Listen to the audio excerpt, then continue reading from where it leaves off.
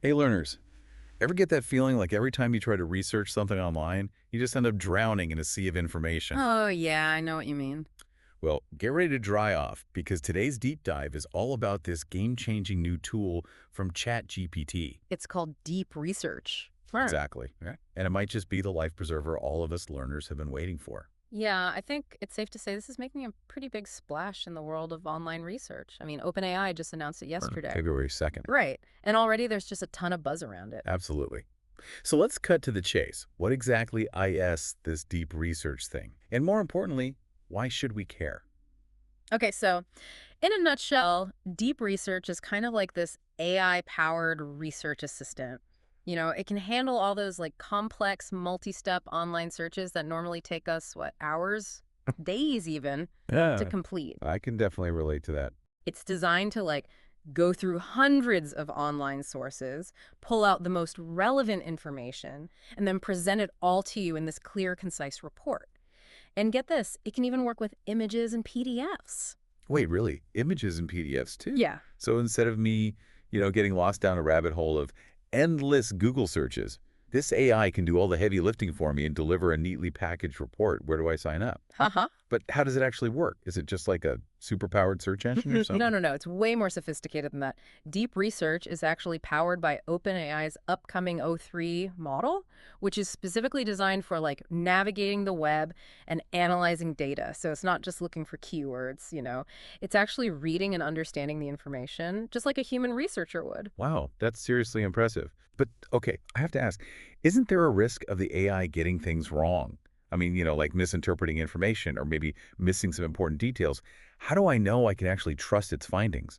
Right. Yeah, that's a totally valid concern. And look, no system is perfect, but deep research has been trained on just a massive amount of data, right? And it's constantly learning and improving.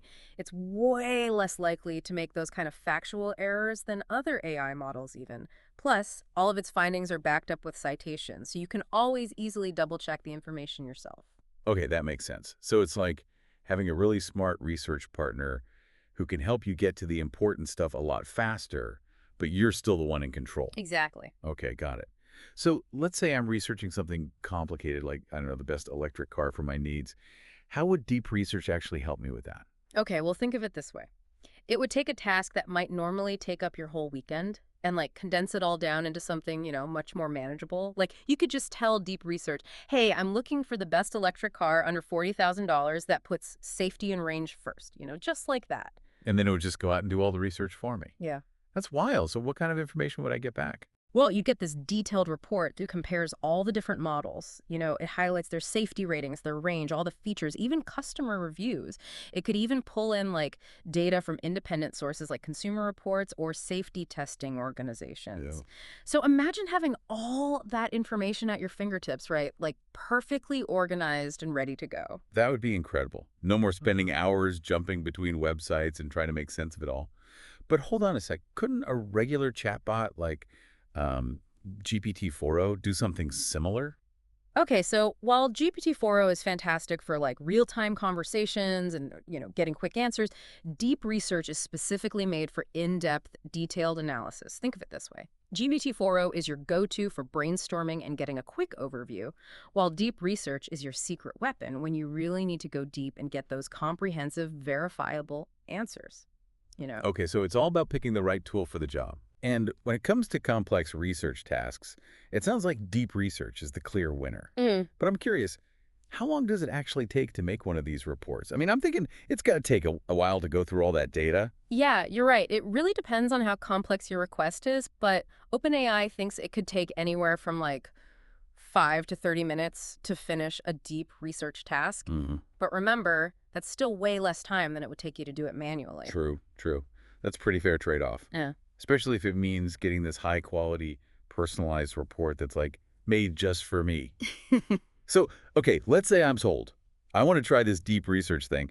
How do I actually use it? Well, it's surprisingly straightforward. You just select Deep Research in the ChatGPT interface and type in your question, like you would with a regular chat. The key is to be as, clear and specific as possible with your instructions. You can even attach, like, files or spreadsheets to give the AI more context. So it's like giving a research assistant a clear set of instructions before they get started. Exactly. Got it. And while Deep Research is doing its thing, you can actually watch its progress. There's a sidebar that shows you all the steps it's taking and the sources it's using. So it's like having, a transparent research buddy working right there with you. Okay, this is really interesting. So we've covered the what and the how, Mm-hmm. but what about the wow factor? Yeah. Give me something that'll make my jaw drop. Hmm. What can deep research do that no other AI can? Okay, are you ready for this? Deep Research can actually make custom graphs and charts using Python Okay, code. hold on. The AI can code. Yeah. That's insane. Pretty amazing, right? So imagine you're, I don't know, researching investment opportunities. You could ask Deep Research to analyze market trends, and it could actually generate a graph that shows those trends visually.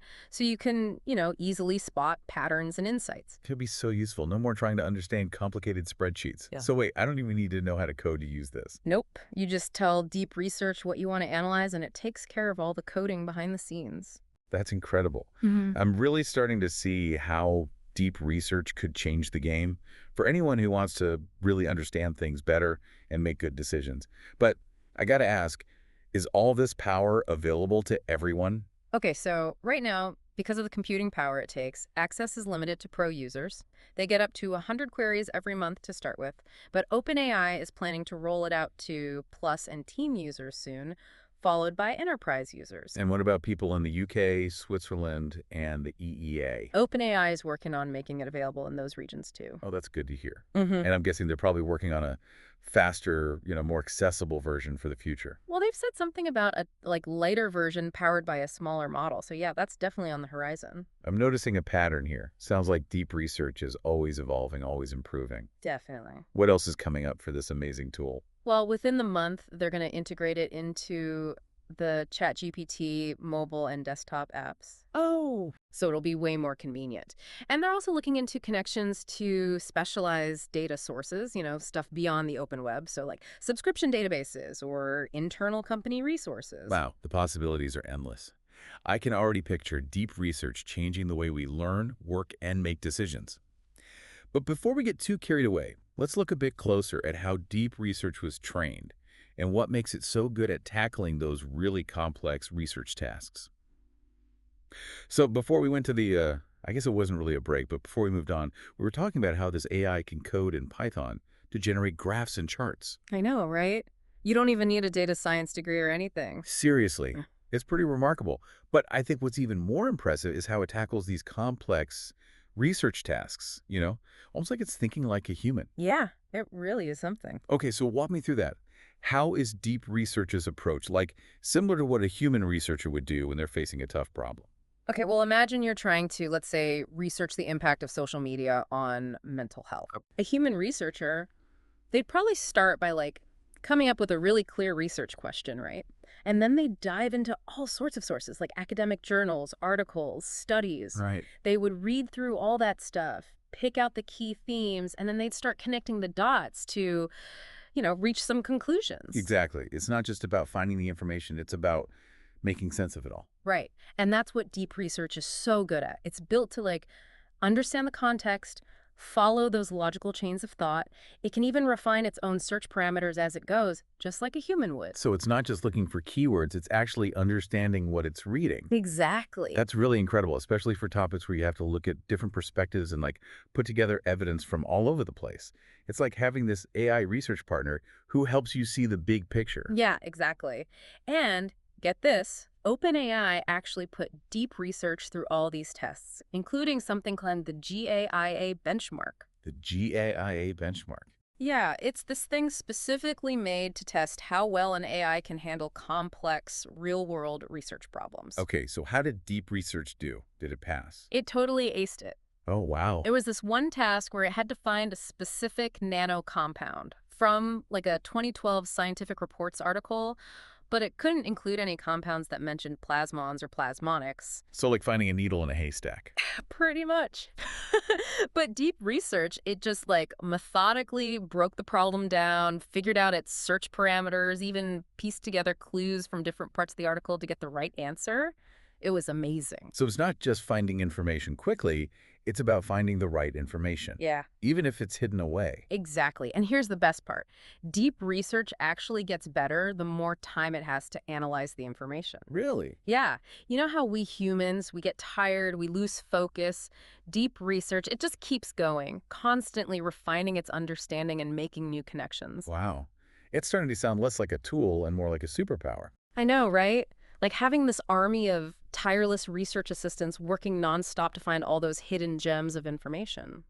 It's definitely a powerful way to think about it, and it can Right. totally revolutionize how we do research in, well, pretty much any field, right? Science, engineering, finance, Yeah. even education. Oh, absolutely. Okay, so let's talk about some real-world applications. I mean, we've mentioned a few, but I want to hear more about how deep research is already making a difference in different industries.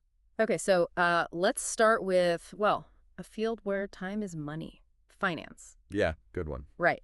Financial analysts, they spend hours and hours researching companies, markets, investment opportunities. They're always under pressure to make quick decisions, and even a small advantage can be huge. So where does deep research come in? Okay, so imagine being able to just get a full report, like instantly, on a potential investment opportunity with analysis, data, visualizations that show all the key trends. That's deep research. So no more going through financial statements and news articles manually. Exactly. And it's not just about speed, it's also about accuracy and like the depth of analysis.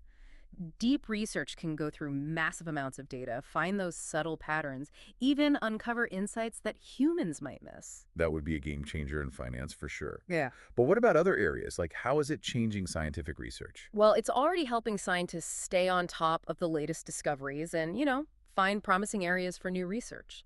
Imagine having access to a list of all the relevant studies on a topic with summaries and key findings right there. So much time saved. Right. No more scrolling through endless search results or trying to find obscure papers. Scientists can focus on the actual science. I love it. And it's not just about staying up to date. It can also help make new discoveries by, uncovering connections between different studies. It can analyze huge data sets and find patterns that human researchers might have missed. So it's not just an assistant, it's a catalyst for new discoveries. Exactly. And think about the legal profession.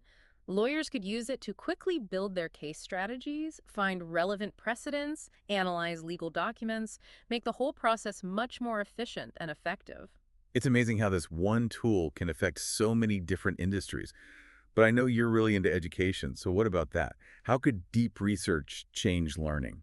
Oh, well, for one, imagine students having their own personalized research assistant, something that can help them really dive deep into their subjects, explore different viewpoints, and understand those tough concepts. Like a tutor, available anytime, who can answer any question. Exactly. And it goes beyond just answering questions. Deep research can guide them through the whole research process, help them build those critical thinking skills. Learn how to evaluate information properly. Yeah, that's so important now with information coming at us from every direction. It could be what teaches students how to really think for themselves. Exactly. And don't forget about personalized learning. It can tailor its responses to fit each student's needs and learning style. The future of education, right there. Mm. But I have to ask, even with all this amazing stuff, there must be some challenges, some downsides. Oh, definitely. And that's what we're going to get into next. Welcome back, learners. We've spent the last 2 parts of this deep dive looking at ChatGPT's deep research. And wow, it's been quite a journey. We've seen how it can do these complex research tasks, make custom graphs, even think like a human researcher. It's a game changer, really. It could totally change how we learn, how we work, how we deal with information. But with any new technology this powerful, I always have these little questions in the back of my mind. The what ifs, the potential downsides. Oh, absolutely. It's so important to look at any new technology with, a healthy bit of skepticism. Think about its impact, the good and the bad. Exactly. So let's talk about some of those potential challenges, some concerns around deep research. What should we be thinking about as this technology gets more popular? One thing that jumps out is the access issue. Like right now, deep research is mainly for paying subscribers, which means not everyone can use it. That's a good point. It makes you think about fairness. Could this kind of technology actually make those existing inequalities worse, when it comes to information and knowledge? Exactly. That's a conversation we need to have. How do we make sure these powerful AI tools are available to everyone, no matter their background or where they live? Right. We have to make sure knowledge is available to everyone, that everyone can benefit from these advances. Okay, but what about misuse? I can imagine people using deep research for bad stuff, like spreading misinformation or manipulating others. Yeah, that's a risk with any technology that deals with information. Yeah. We really need strong ethical guidelines, safeguards in place to prevent that kind of misuse.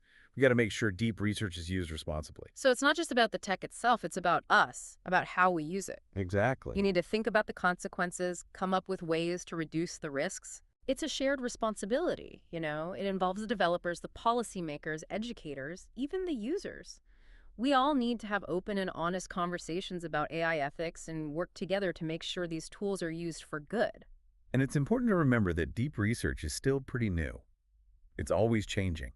So as it becomes more a part of our lives, we're bound to run into some unexpected challenges, ethical dilemmas even. Yeah, exactly. That's why it's key to approach it with curiosity, critical thinking, and, a willingness to adapt. We're still learning about what it can do, what its limits are. It's so easy to get caught up in the excitement of something shiny and new like deep research to focus on all the good it can do. But we can't forget about the potential downsides. We need to talk about those ethical questions. I agree. It's about finding that balance, right? Between embracing innovation and being cautious.